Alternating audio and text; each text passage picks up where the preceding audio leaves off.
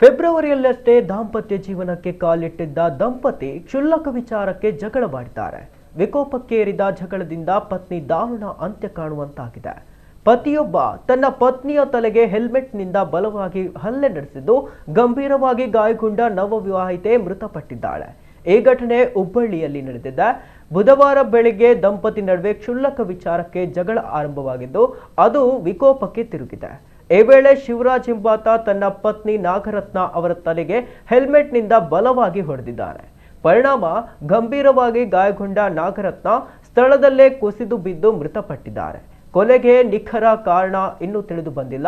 ಘಟನಾ ಸ್ಥಳಕ್ಕೆ ಪೊಲೀಸರು ಭೇಟಿ ನೀಡಿ ಪರಿಶೀಲನೆ ನಡೆಸ್ತಾ ಇದ್ದಾರೆ.